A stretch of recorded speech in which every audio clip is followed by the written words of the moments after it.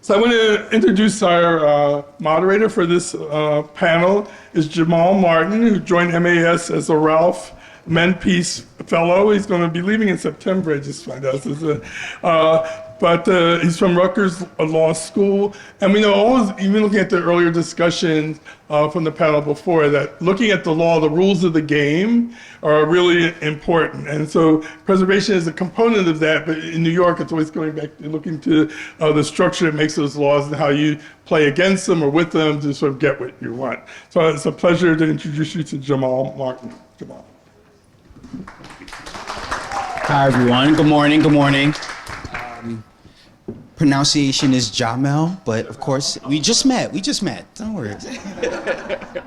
But good morning, everyone. This is panel 2, and panel 2 is about the government's role in preserving cultural and historical assets.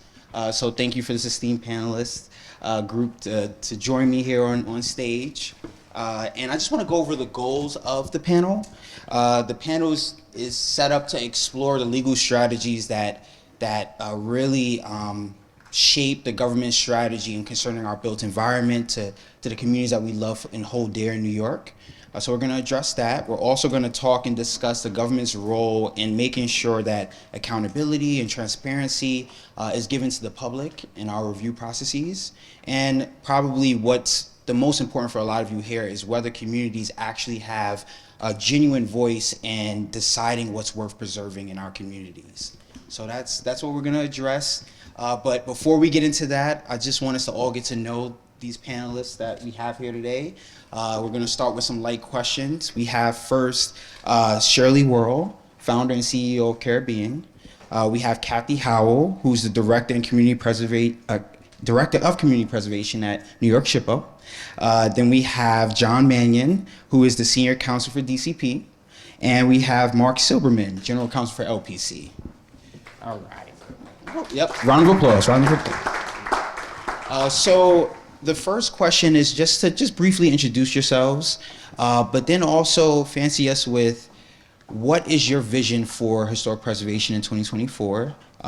If there's no budget restrictions, there's no administrative red tape, what's your personal vision for it in 2024 and beyond? So Shirley, if you would like to start first, feel free. Sure. Thank you, Shelley. Shelley. We're all learning to get to know each other. No worries. So good morning, everyone. My name is Shelley Worrell, and I am the founder of I Am Caribbean, which is a cultural arts organization working at the intersection of Caribbean culture, community, and commerce. By commerce, we very specifically mean the small businesses that we support, whether that's a micro business, or a business within the footprint of Little Caribbean. So a huge part of my work over the last 7 years has been the advocacy as well as the ongoing development of Little Caribbean, which is in Flatbush, Brooklyn. That's where I live. Was born there and have lived most of my life. It is the first and only Little Caribbean at the moment in the world. And this was an effort that I started after leaving my job in corporate. I was working in tech at Google and started spending a lot more time on the ground in Flatbush, walking the corridors.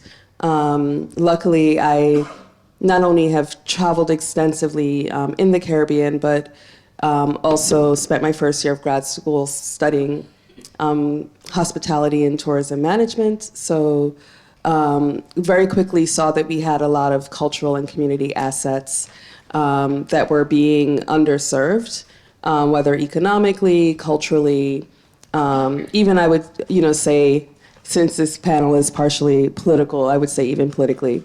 So I started asking questions of council members, other stakeholders, like, why isn't there a Little Caribbean? We have I think most recently I read somewhere that there was like 8 Chinatowns in New York. We have 2 Little Italys. The Caribbean population being 20% of New York. Why don't we have a Little Caribbean here? No one could answer the question. So the first thing we did is that map that you see out with Kenya and Kermaya.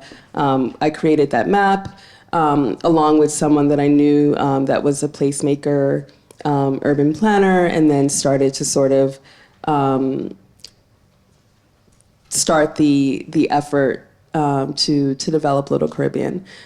So for me, my vision in 2024 is that I think a lot of the balls that we have and the seeds that we've been planting are now starting to bloom and germinate. So it really would be that it really realizes its full potential for the entire community, that there's a sustainable future for Caribbean immigrants and their descendants in the neighborhood that we were born, raised, and grew up in. So thank you. Of course.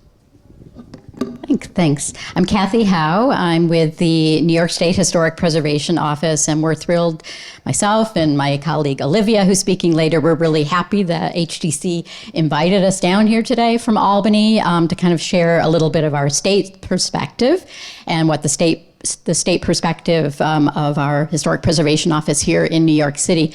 I've been with the SHPO now 25 years. And what does the SHPO do? Just to give a little background, we oversee lots of different programs, state and national registers, listings, surveys, both homeowner and rehabilitation commercial tax credit programs.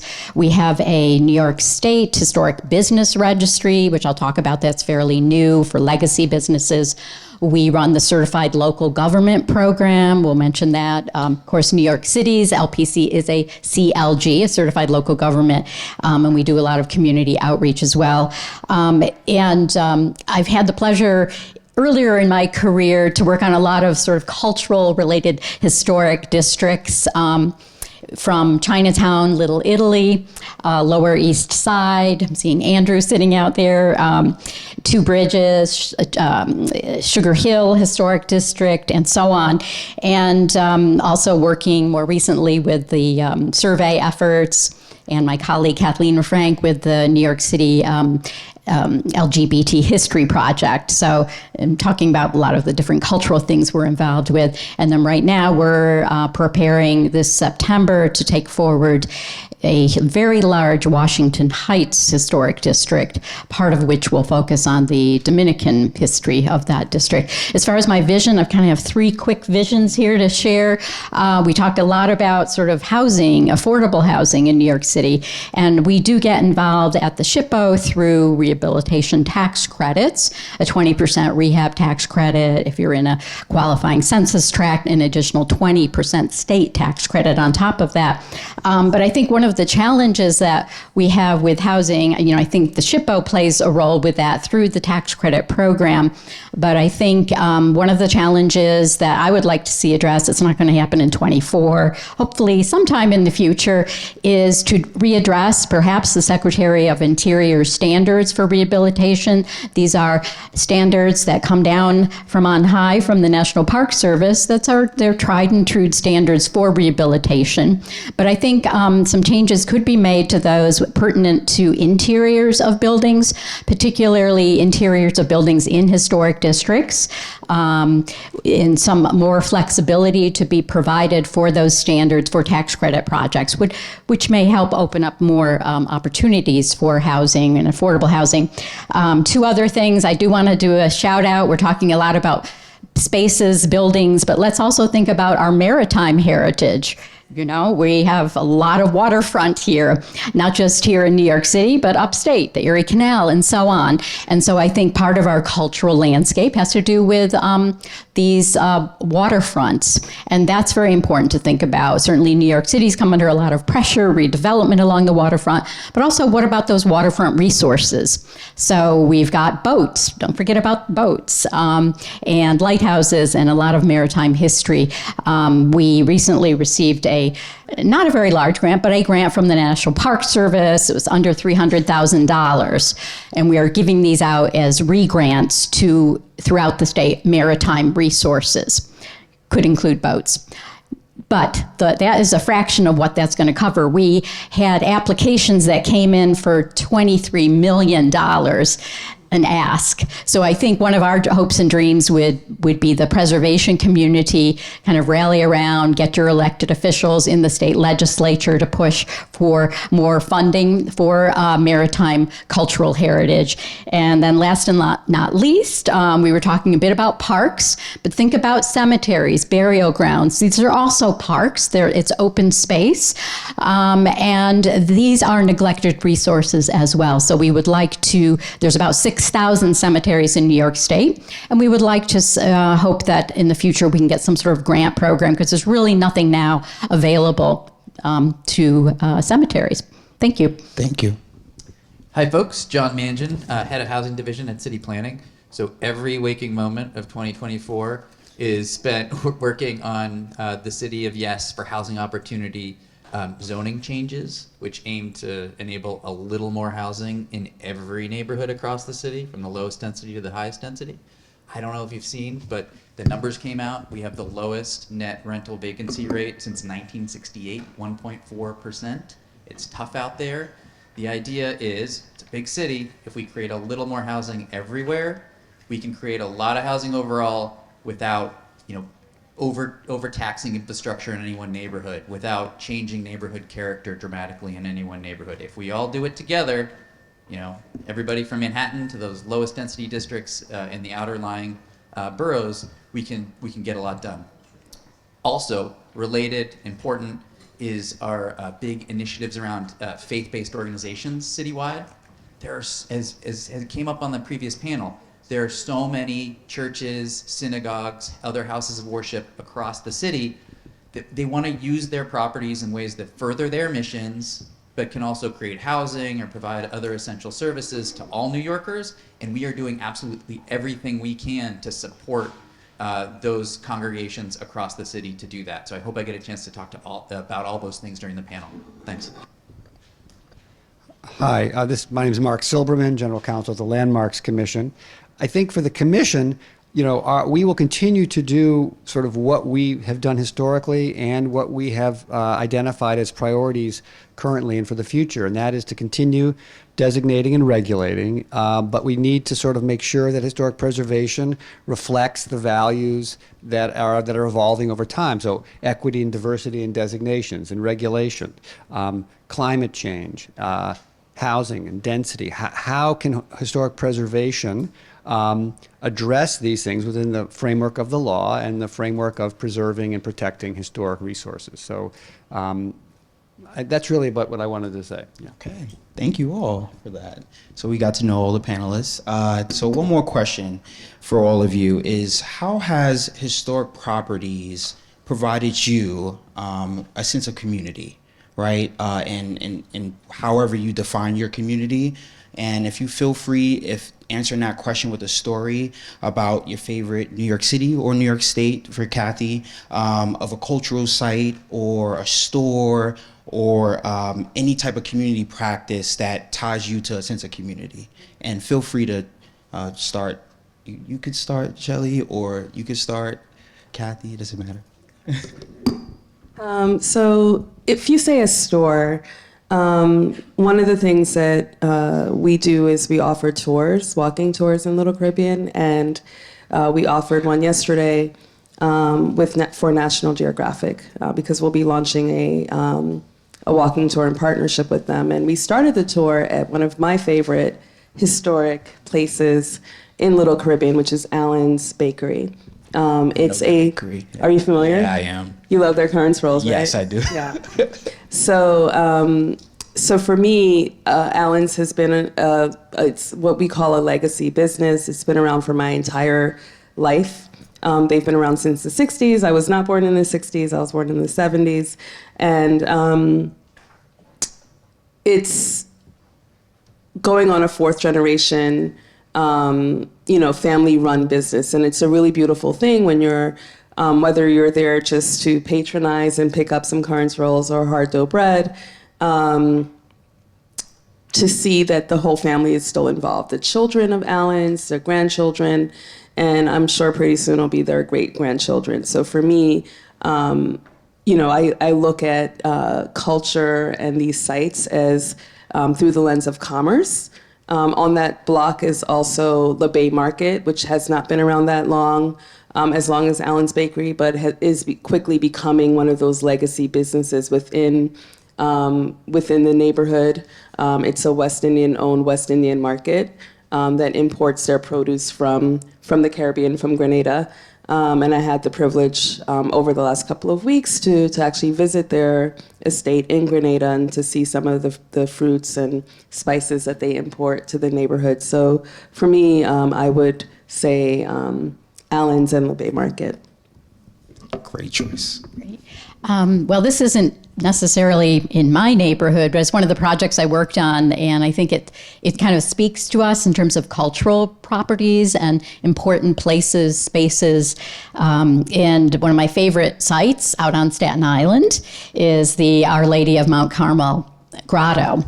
It was built starting in the 1930s by members of this Italian-American immigrant group, a mutual aid society.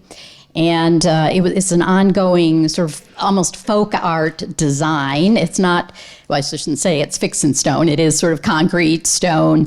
And it's this amazing amalgam of borrowed materials from bicycle reflectors and broken pieces of glass and mirrors and marbles and, of course, statues of saints, and then also living plants as well. And I think what is special about this, and we worked years ago, I think one of the things when we talk about cultural heritage, and we need to really work closely as preservationists with folklorists. So in this particular project, this has so much meaning to this neighborhood, the Rosebank neighborhood on Staten Island, and we worked with a folklorist.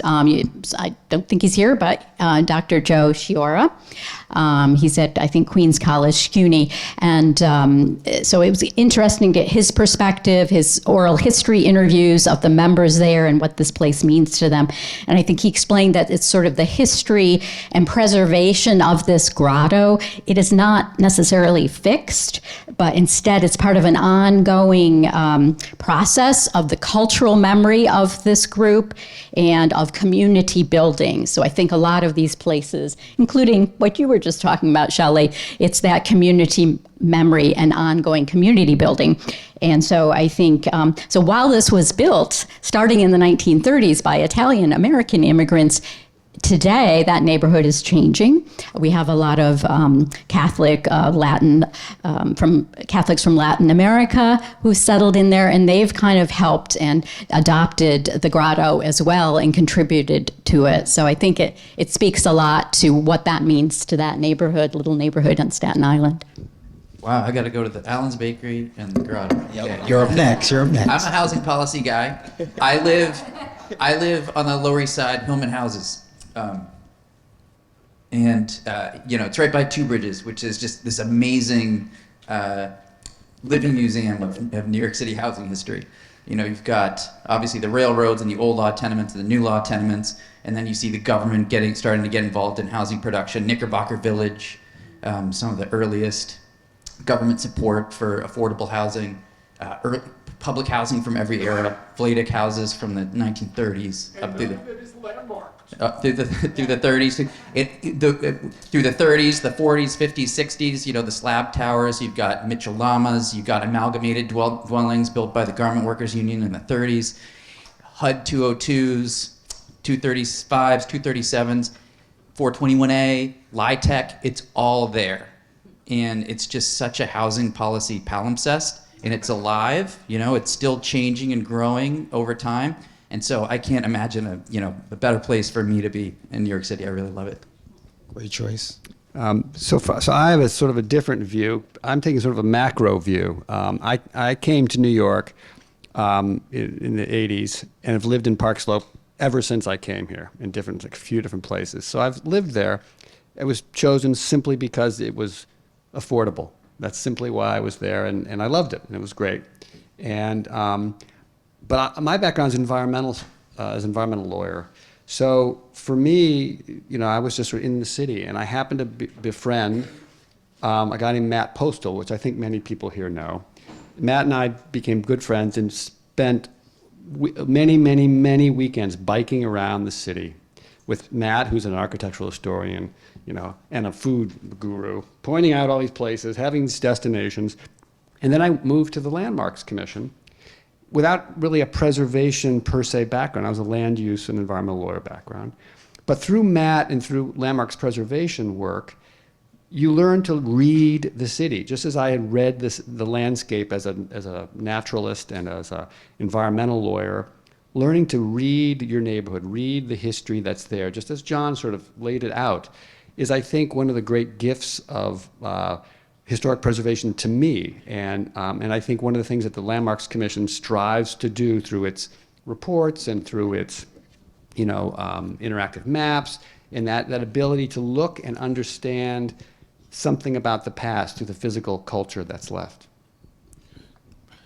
So what I'm getting from your responses, which were great insights of different parts of the city, is that 2024, communities are trying to understand how to protect these intangible heritage and places that contribute to their neighborhood's history and culture. And I guess my question for everyone is, how can we continue to promote and preserve these cultural places for those memories that we're all discussing right now, that define a sense of place for everyone, that don't necessarily fit into the traditional guidelines of material architectural integrity, kind of what you were hinting at, Mark. So I guess anyone can start with that question, but what are the tools to help with that, to help promote and protect those places that may not fit so nicely into what we know as preservable, quote unquote? Make sense? Okay.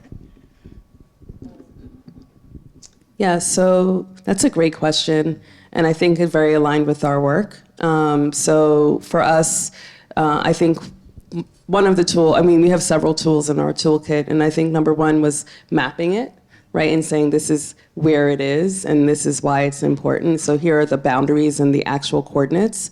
And we went as far as we actually put it on Google Maps. I remember the whole neighborhood almost tripped out. They were they woke up one day and they were like, oh, Little Caribbean is on the map officially.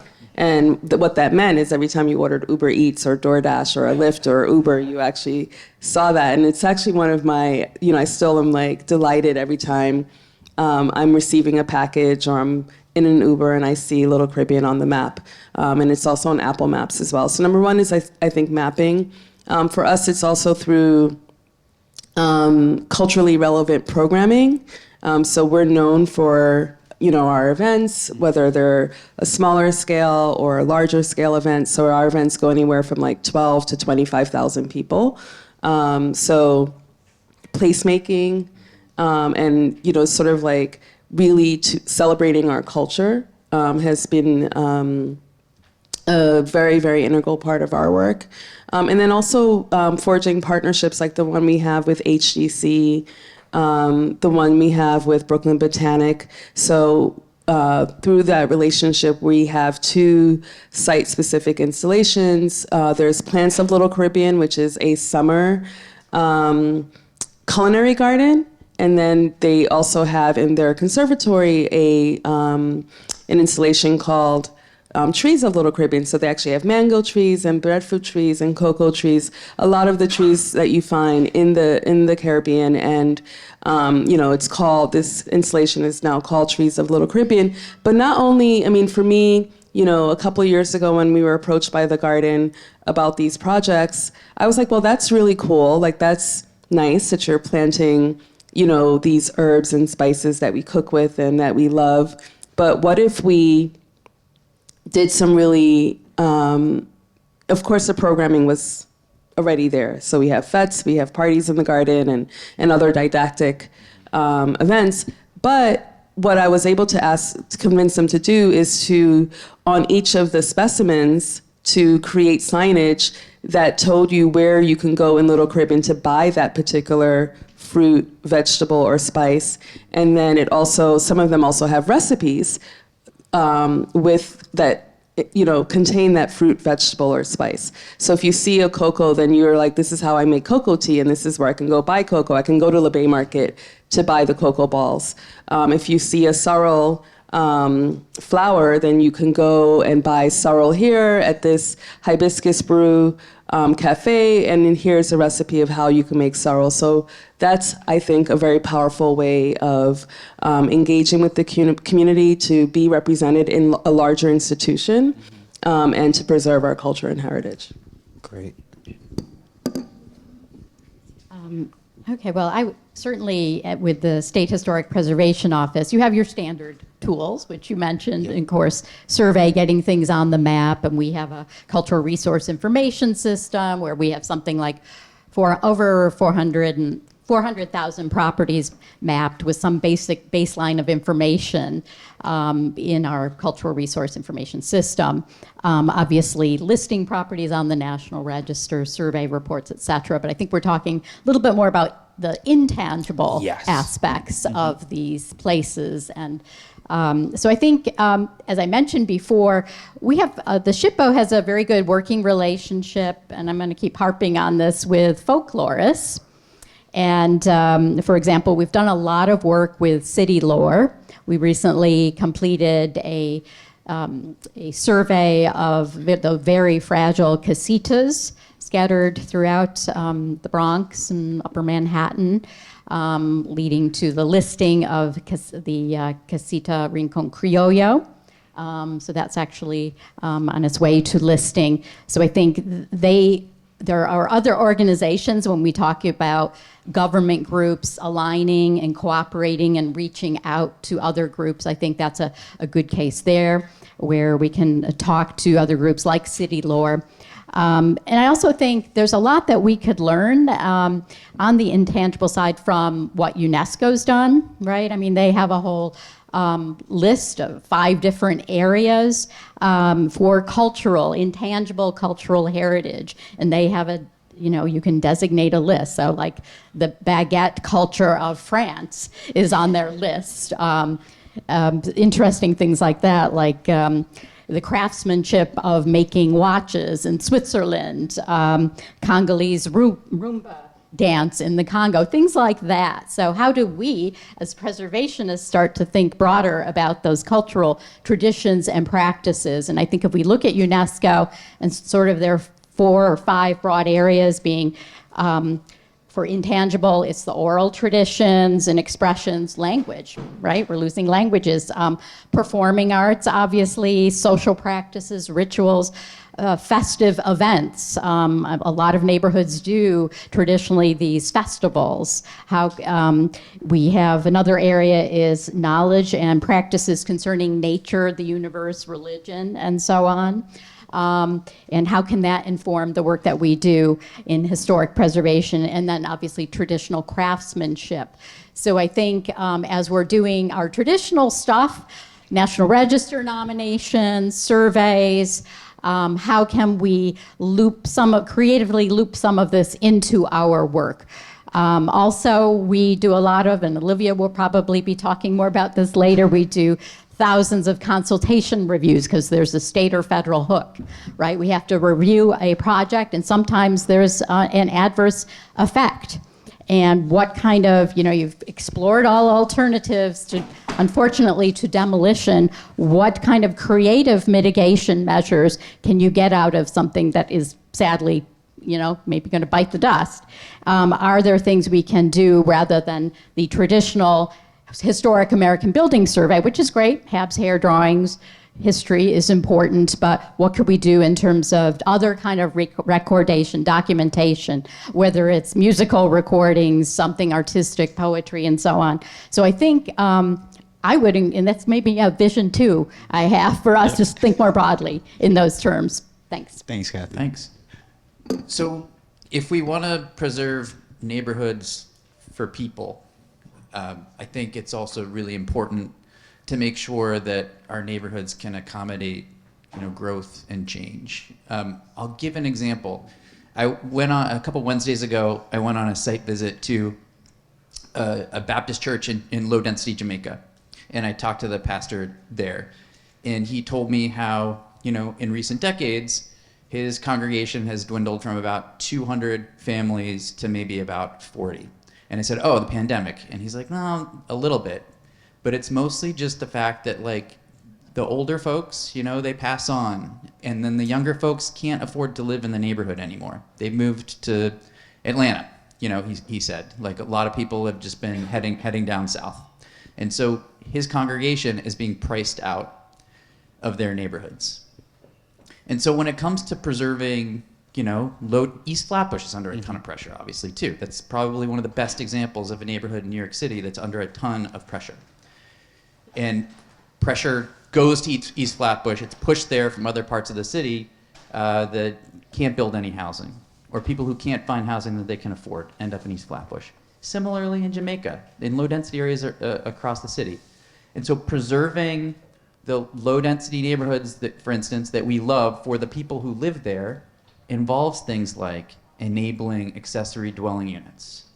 It involves things like a little more floor area in neighborhoods like that to accommodate maybe 2-family homes. It involves, like, looking to New York City's past and bringing back these modest multifamily buildings, 3, 5-story buildings that are all over low-density New York, but they were built in the 20s, 30s, 40s, and 50s. We outlawed them in the 1960s. And so a big part of our efforts right now at city planning are to address the problem that Pastor Mitchell is facing in Jamaica. His congregation can't afford to live there anymore. Enabling ADUs so people can age in place in neighborhoods. Enabling modest multifamily housing so the kids can afford to buy, a starter home in the neighborhood they grew up in. And so that's really important. I know that the impulse sometimes is just to, like, clamp down to try to preserve neighborhoods for people by clamping down on any change in development, things like that. Unfortunately, conversely, sometimes those are the places where you see the most pressure on the people who live there, the most displacement pressure on places that can't flex, that can't grow, that can't accommodate a little bit to preserve a space for the people who live there. And so that's the way I think about these issues. Thank you. I think intangible sort of culture and landmarks pose real challenges to the Landmarks Preservation Commission due to the law. We can't regulate use, and so we can't mandate that any particular business stay there, any particular use stay there. We regulate physical culture, and to the extent that something isn't represented by physical culture, it's difficult for us because once landmarking happens as a tool, a whole regulatory regime is automatically applied. And it was funny, I was talking to Kathy earlier, and she said something to me about her neighborhood was just designated. She lives in the neighborhood. And she said something to me I hear almost every day, and certainly every time I go out and talk to people. Oh, I love being in the historic district. Thank God I did something, X, put a new roof on, put a door in, change the windows, you name it, before landmarking happened, because I could never afford to do it now. It's funny, but that's a terrible outcome. It's a terrible outcome that the landmarks laws is seen as imposing, in some cases crippling or difficult challenges. Now, we try very hard, and we have a whole bunch of rules. We allow substitute materials. We do all these things. But the law requires that we look at things, is it appropriate, right? That's what we have to decide. So for us, landmarking is not really the number one approach to how you deal with intangible culture. And so what we've tried to do is do other things by bringing knowledge, making knowledge within the agency accessible through the designation reports in districts, or through our story maps that describe, path to freedom or LGBTQ history. That's the way we're trying to sort of foster that. But it's a real challenge for us. Thank you, Mark. So I'm going to move on to community participation, because I think there is a lot happening throughout the city in terms of initiatives that the community would like to have a voice in. So what are your suggestions on how the public can gather that information, but then also make those informed decisions when proposals like the City of Yes for housing is being proposed, or the rollout of 5G towers is being implemented in people's communities and they want to have a say in it. So what are your suggestions on getting that information and then collecting their thoughts to have an impact and make sure that it's being rolled out or that initiative is what the community needs and addresses it. We can start from anywhere. Yep. I'm going to hop in John, just go because, ahead. As I've mentioned, we're in the midst of a big rollout of our housing opportunity citywide zoning changes to enable more housing everywhere. As part of that, I've done well over 100 meetings, and those operate on different valences. We're talking to practitioners in the field, the affordable housing developers, for instance, or the nonprofit organizations that work in the housing and land use space. We're talking to civic associations, of course. We're talking to city council members. We're talking to anybody who has a stake in these housing changes, which honestly is everybody in the city. So if anybody out there wants to know more about this than they do now, I'm happy to point you to resources. I'm happy to set up meetings to talk with you. We're still a couple months away from formal public review here, at which time we expect to do literally hundreds of meetings with community boards. And I can say, I've been at city planning about 10 years. I started at city planning with a citywide housing text amendment that was, smaller in scale, I would say, than this one. And we did not have the infrastructure in place at that time to do a year or more worth of outreach before it hit public review. And so when it hit public review, there was this enormous backlash. And in my view, totally reasonable from the community boards who were basically surprised by it, didn't understand it, hadn't been briefed on it in advance. And so it's just very gratifying 10 years later with this approach to be able to just have a ton of space, a ton of time to meet with stakeholders, to get feedback, to incorporate it into the proposal, and to ensure absolutely that when it goes into formal public review, that nobody who cares is surprised by anything that's in there. And I hope that will pay dividends where people can see where we're coming from, why we're doing what we're doing, and just one last thing. So gratifying, I think it was yesterday, 2 days ago, to see an op-ed that surprised me by Elizabeth Goldstein from MAS. So, in the past, MAS as an organization has sometimes been skeptical of things that city planning has been up to, whether it's neighborhood rezonings or different zoning changes to accommodate certain types of development, things like that. But just if you put the work in and talk to people, again and again and again, I'm hopeful that, like MAS, folks can come around and ultimately support what we think is a very reasonable and common sense approach to enable a little more housing everywhere to deal with some of the human consequences of our housing shortage. Sorry to be long-winded. Thanks. No worries. Thanks, Sean. Yeah, I have another perspective on this. So we, during the pandemic, it came to our attention that there's an African burial ground on Bedford and Church Avenue. And I feel very, very well informed, as a community member. And I feel like I'm also surrounded with folks who are pretty well, informed, whether, on multiple levels. And no one that I spoke to knew that this was an African burial ground. At the time, that particular site was being slated for development of affordable housing. So of course we sort of launched this, informal campaign to sort of get more members of the community to be aware that this actually was a sacred site that was being slated for development. Fortunately, since then, it's now no longer going to be developed. But I would say that, a lot of times through these city processes, some of the information doesn't get through to everyone in the community. Even those who are very engaged, who are very informed, and even those who are not as informed, I think should also have a voice and a seat at the table, as Shirley Chisholm would say. So, I think it's really important that, of course, as constituents, as people who live here in New York City, that we remain active. But I think also the city, whether it's landmarks or city planning, does a better job to actually reach, everyone in the community, especially if you have something as large as City of Yes and or, having a building built on an actual slave site or historic site.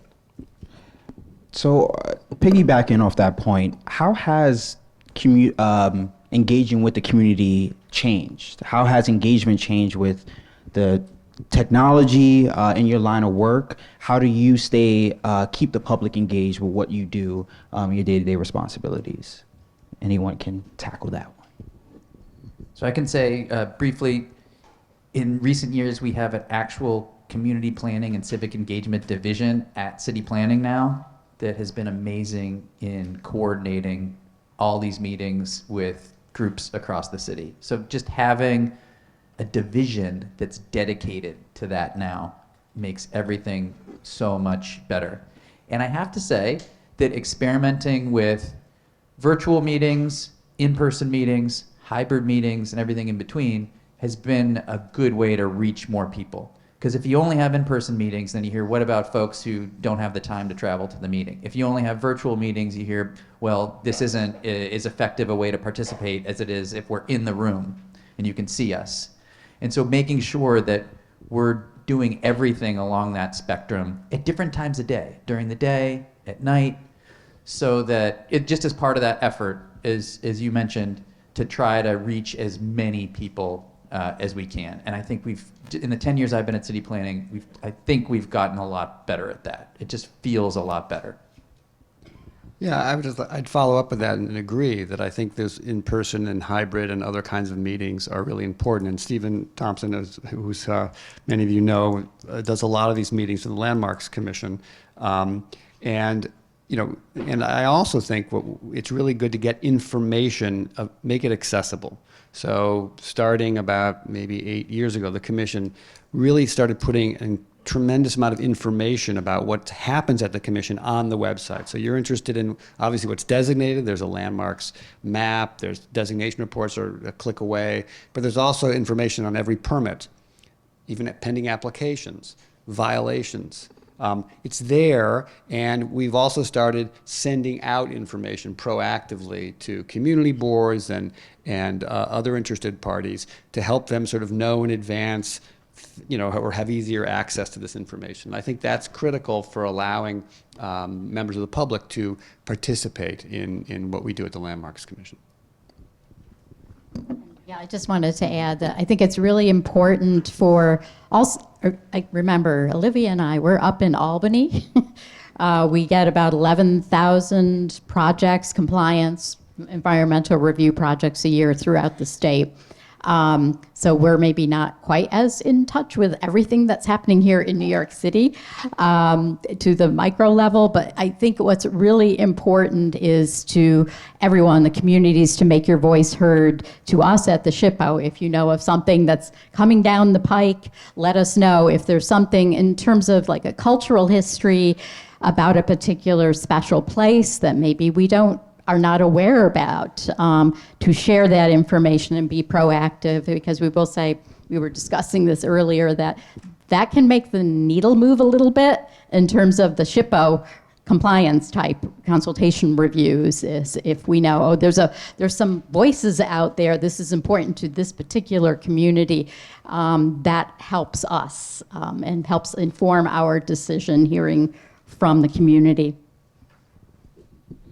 Thank you for that. So my next question for everyone is, what are some highlights in the differences in how the public engages with your agencies, but then also how does the agencies interact with one another when considering public review opportunities, which also helps the public understand and have informed decisions and comments for members like Shelley, who's just a community member, that impact of agency interactions, what is that benefit or differences in how you comment on public review opportunities? And then also from the public's perspective, how is those opportunities opened up for them, but then also different from that?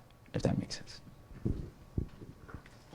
Go ahead. I mean, I think from the I sort of understand that question as sort of talking about environmental review opportunities Yes. and sort of larger questions like that. And I think what's really important for people to understand is the Landmarks Commission is not a lead agency in any environmental review. We are an expert agency. We're there to help, DCP and city planning and HPD and whoever, a BSA, who's ever going through the environmental process, who's the decision maker, the discretionary decision maker. We're there to help them identify potential impacts of their decisions. And so that's what we do. And in doing that is something that's distinct from us deciding that what we find is thereby and therefore a priority for us.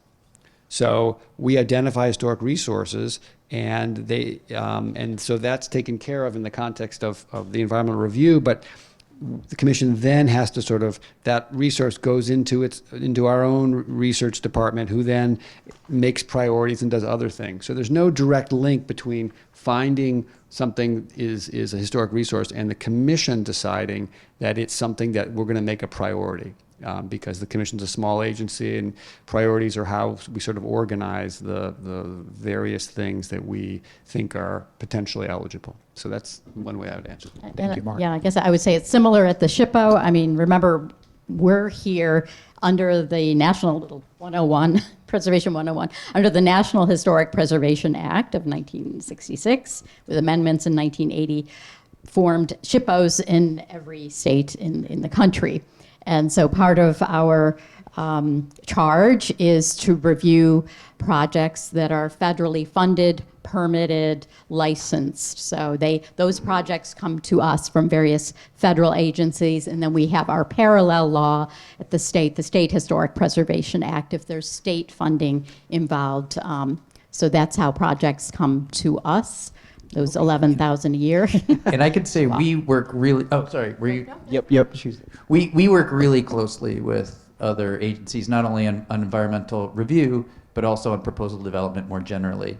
And I love taking the opportunity to point that out. And I think it gives members of the public assurances that, when we hear concerns, say, about what about fire safety or what about flooding with accessory dwelling units, if you're proposing that in low density districts, to say, we have a weekly meeting with FDNY and with DEP, and we are carefully working through all the very real health and safety issues if you're enabling a small accessory dwelling along with a 1 or 2 family home in low density districts. Similarly, we're doing a few things that directly touch on preservation of buildings or landmarks themselves, and we've worked with LPC on that as well. For instance, I think many folks in this room know and love our adaptive reuse regulations in New York City, which enable non-residential buildings to convert to residential. Unfortunately, it only applies in a limited geography, Manhattan below 60th Street, parts of Brooklyn and Queens along the East River, a few other places. And you have to be a pre-61 building.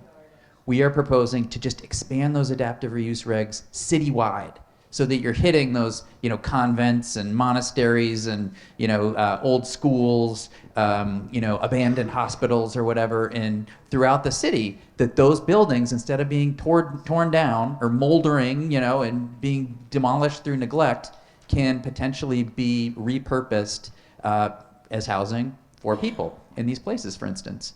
Landmark TDRs came up on the last panel. That is enabling landmarks to sell unused development rights to neighboring property owners.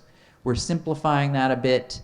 We're streamlining it to enable a slightly broader, we're proposing to anyway, to enable a slightly broader transfer radius anywhere on the block or across the street from that block, and saying you don't have to go through a full ULURP to do that, especially if you don't need any zoning changes on the receiving site, in a way that we think will create real opportunities for landmarks that just haven't had them. Over the last 60 years or whatever this program has existed, we've only had like a dozen transfers. I'll close with an anecdote here. Talked to a landmark church in Crown Heights a month ago, and it's one of these churches that we all know. They need repairs to the roof. The congregation can't support the ongoing maintenance of the landmark themselves. when I showed them what the potential consequences of our changes to the landmark TDR program were, they were ecstatic because it gave them realistic transfer opportunities where, you could even have multiple receiving sites bidding over those unused development rights from this Episcopal church in Crown Heights in a way that could provide a real lifeline to this landmark and, support the historic preservation that we're all, here for. Thank you. I think that's a good transition into climate change and thinking about how we are including historic properties and also historic districts in our disaster preparedness preparation and responses for the city and state, such as, the local law 97 and thinking about building emissions, which is a great example of it. And John kind of hit on just adaptive reuses. So we could do story time one more time. What's your favorite example of a historic building reuse and thoughtful retrofit to help with climate change preparedness and retrofitting for building emissions? And we'll go from there. Whoever would like to start that. Kathy, go ahead. Okay, I'll go ahead. I'm not sure about climate change, but it is a pier. Okay. So Pier 57, I think is pretty amazing. It's really one of my favorites of adaptive reuse projects, at least in Manhattan. Worked on the nomination years ago, this engineering marvel. And it took that long, over 20 years to get this project up and moving, this innovative private-public partnership. And of course, it's wonderful because they were able to reuse on the pier shed the telescoping lift doors that you see there. And they were able to use the original truck ramp and all of that and kind of go ahead and restore the original waiting room. So I think that would be my favorite sort of adaptive reuse on the waterfront. Okay, I don't think I've been there. Should do well as a pier. So I sort of sent a email around the office for asking, what do people think? And there was too many choices really to come up with. The Ice House, which is an old adaptive reuse in Tribeca, is one that kept coming up as a dramatic example of a building that had no windows. It was a very tall building, had no windows, that the commission, in order to adaptively reuse it and give it a new life, actually allowed windows to be put in all over the building. And that's pre-energy efficiency and resiliency, but it's an example of what you need to do. But I think what people kept on coming back to was all of the work that happens now in retrofits of energy retrofits of row houses and homeowners and their ability to make their buildings very energy efficient with almost no exterior changes to the building. And the last thing I'll just point out is I think that office conversions are going to be a big opportunity. And I think what Kathy mentioned earlier, all of us, the New York City Landmarks Commission and a lot of preservation groups have urged the Advisory Council to really let up on regulation of interior changes to allow those retrofits really to happen in the future. Thank you. Oh, go ahead. I have a wish for one, an adaptive, something on my wish list, which would be the Sears building on Bedford Avenue. It's a huge site. It's just behind King's Theater, very close to my house, which is a new historic district. And I think a lot of my neighbors as well would really welcome that Sears building that is landmarked to be adaptively reused. Okay, I'm gonna pause my questioning and open it up to the public to see if you have anything to ask the panelists. I'm gonna go with the man with the green and glasses, raising his hand with the pencil. Thank you. Howard Euro, Save Gould Library. For Mr. Mangin, is it? Do I have the pronunciation right? First of all, congratulations on branding. City of Yes is brilliant. Brilliant. But you've been selling it through the politics and the procedure this morning.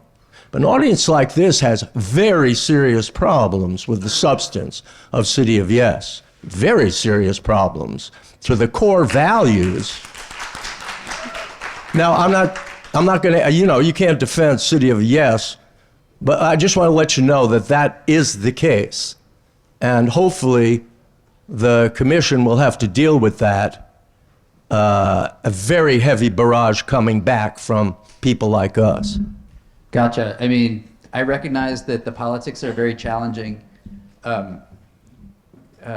Is at least some of you are probably aware that I would say the housing market in New York City is like the #1 soul crusher of trying to like continue to exist in the city. And as was made very clear from our fair housing reporting, Where We Live a couple years back, led by HPD, mandated by HUD at the federal level, the fundamental driver of all the things that make the New York City housing market miserable, the skyrocketing rents, the gentrification pressure, the displacement pressure, the overcrowding we see, illegal conversions, homelessness, the fact that landlords have all the power, that tenants have no options, 1.41 net rental vacancy rate. Landlords know that. They can raise rents, they can rent out apartments with like, you know, the bathroom ceiling falling down on you. All those things are just fundamentally driven by the fact that we don't have enough housing in this city. And that's a survival issue. That's a baseline survival issue. And so I hope that everybody can at least agree that we have to come together and figure out a way to enable more housing in the city. The approach that we are taking is extremely cognizant of the political challenges by people who live in their neighborhoods and love their neighborhoods and don't want to see their neighborhoods change that much. And that's why we're taking, for the first time ever, it seems simple, it seems obvious, we've never done it, we are taking as wide a geographic scope as possible. Literally every neighborhood in the city that allows residential, we're making minor incremental changes to enable a little more housing there. And that is the absolute best that I think we can do to create a lot of housing while being absolutely cognizant of all the concerns that crowds like this would have about neighborhood change, neighborhood character, demolitions, redevelopments, things like that. So I'm very happy to make that case in community boards, audiences like this, before the commission and the city council, and I really hope that this is the year that we can get something done. Thank you. I'm gonna go with the lady with the black glasses right here. Yep, with me, eye contact. I have a question for you, John. I've often heard it told, I don't know if it's an urban myth, that the city of New York has 50,000 apartments around the city that are warehoused. Can you address that topic? Because I live in Harlem, in a low-density area, in a landmark district, and I know that the city has a certain limited capacity to be a viable, environmentally friendly space if we just build. There's limits on water, there's limits on air, there's limits on transportation. It's a great question. The vacancy issue comes up fairly frequently. I can say, like I said, the overall net rental vacancy rate in New York City, 1.41%, the lowest it's been since 1968. The NYCHA vacancy rate, as low as it's ever been. We work closely with NYCHA on that as well. The HVS, the Housing and Vacancy Survey, led by HPD, also indicates that the rent-stabilized apartment vacancy rates are as low as they've ever been. While it's always true that there are going to be some vacant apartments out there, even if you could put people in every single vacant apartment out there, drive that vacancy rate down to 0, which is not a thing that can actually happen in a functioning housing market, we would still need, probably 500,000 units to make the New York City housing market palpably more tenant friendly. So yes, every unit counts. NYCHA is working on it, HPD is working on it, city planning is working on it, and making sure that every unit that can be occupied is occupied, but that is just one part of many different things that we have to do in order to change the story in New York City housing. Okay, I think we have time for one more question. We're gonna go here, the guy with the glasses, make eye contact, and then after one more after him. Good. Thank you very much. Mark, I was wondering if you could explain how the City of Yes would impact the powers of the Landmarks Preservation Commission, or if it's completely separate and the Landmarks Preservation Commission would retain all of its power and still be able to regulate all of the properties it can regulate today.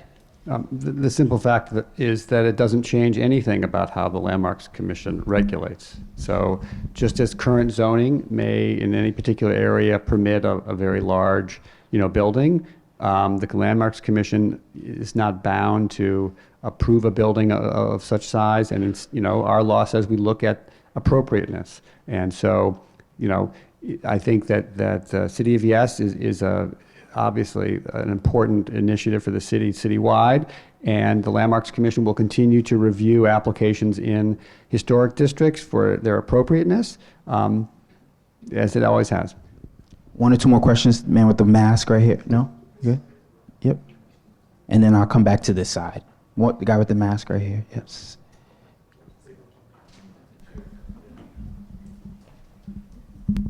My issue to the panel, affordable housing, does it exist? We had the issue of the Atlantic Yards in Brooklyn. That was being done back in Patterson's days. It's Governor Patterson, if you don't know who that is.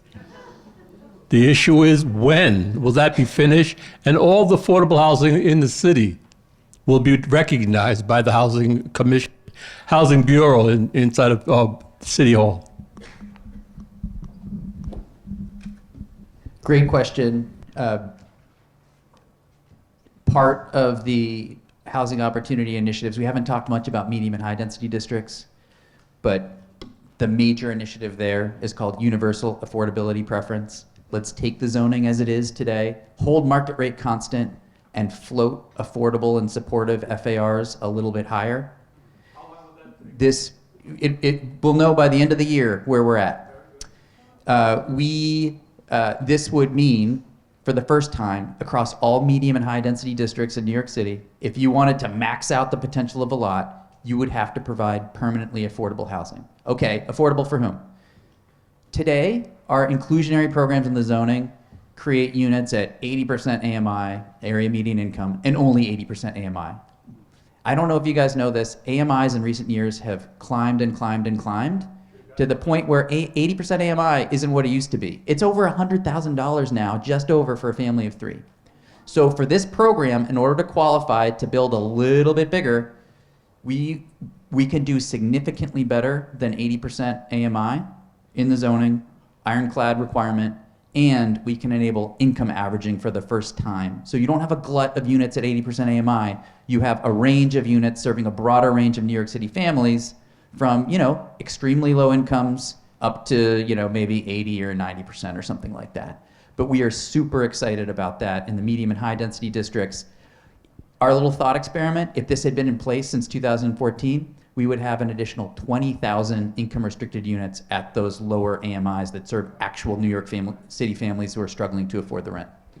I'm going with the second row right here behind. Yep. Yes, you're welcome. And then we'll. No, I saw you. My question is, and I'm here as a double person. I'm a member of Community Board 9. I've been on it on and off for over 15 years. I'm also a housing organizer with Goddard Riverside Law Project. We do a lot of grassroots knocking on doors in the Upper West Side, Manhattan Valley. You might see me in your building. We're very concerned about rent stabilized. You say they're dropping because people are dying. And that's how they're being converted. They're living under deplorable conditions. They're not being supported. They're basically being kicked out. There's a lot of illegal things happening in pre-war buildings. Preservation talks about architecture, the physical structure. We're trying to preserve people in our community, as many of you have pointed, are the culture. They are what makes a neighborhood, what makes New York. What is the plan to preserve people in their housing? 1. 2, you mentioned community board, you all do, as the process. Community boards do not represent or reflect the full community. They are 56 people, many of whom are there to preserve their self-interests.